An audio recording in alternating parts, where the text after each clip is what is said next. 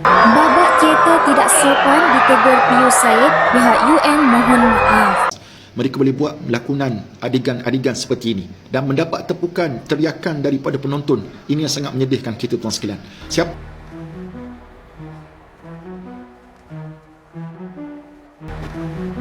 Universiti Malaya memohon maaf atas kekilafan yang berlaku dalam sebuah persembahan teater yang telah tular di media sosial dan menimbulkan pelbagai reaksi dalam kalangan masyarakat.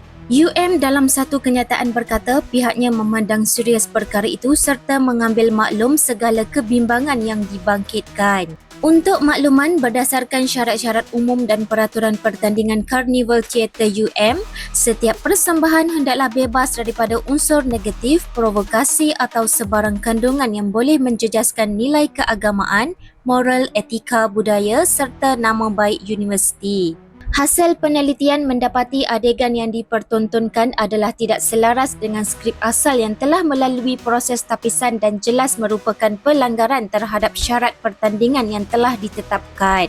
Sehubungan itu, katanya UM memohon maaf atas kekilafan yang berlaku serta sebaran kegusaran yang timbul. Dalam pada masa sama, pendakwa bebas iaitu Pius Said juga menegur dan sedih dengan apa yang berlaku yang mana perkara seperti itu tidak sepatutnya berlaku di kalangan mahasiswa.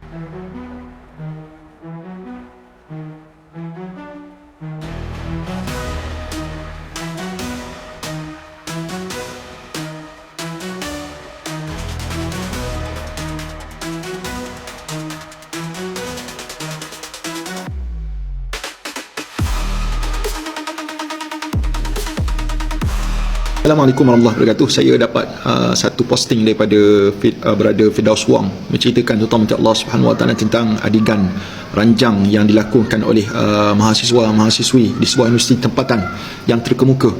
Adegan ranjang tu dilakukan dalam persembahan pentas teater kalau tak silap saya lah.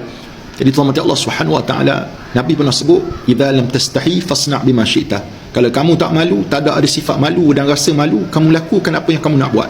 Ini yang telah terjadi di hadapan kita. Ini yang dilakukan dalam bentuk persembahan teater di atas pentas. Mereka boleh buat lakonan adegan-adegan seperti ini dan mendapat tepukan, teriakan daripada penonton.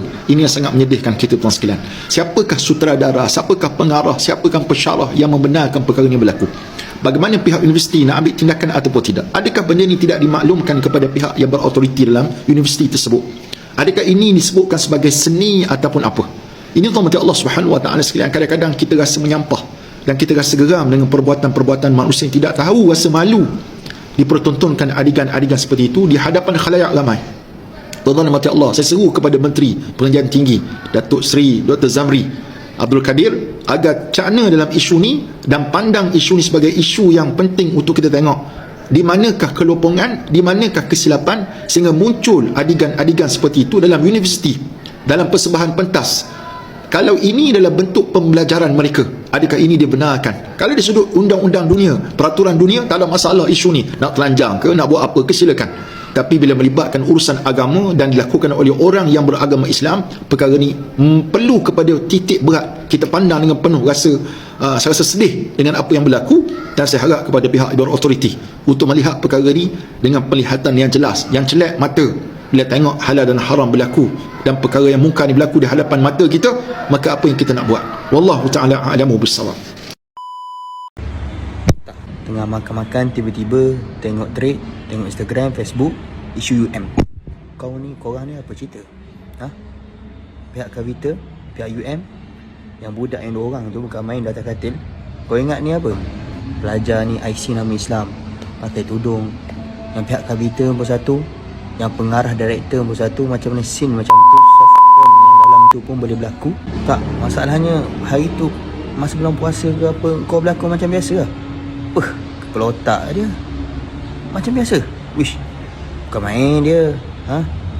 Hari-hari hadap benda yang tu je, scene tu. Dah tak ada akal fikiran, dah tak ada otak nak fikir, dah tak boleh fikir sebab assignment banyak sangat, sebab exam nak dekat. Sifat malu kepada Allah Subhanahu Wa Taala. Kita ni hamba Allah, hina-dina. Lahir pun daripada air mani yang hina.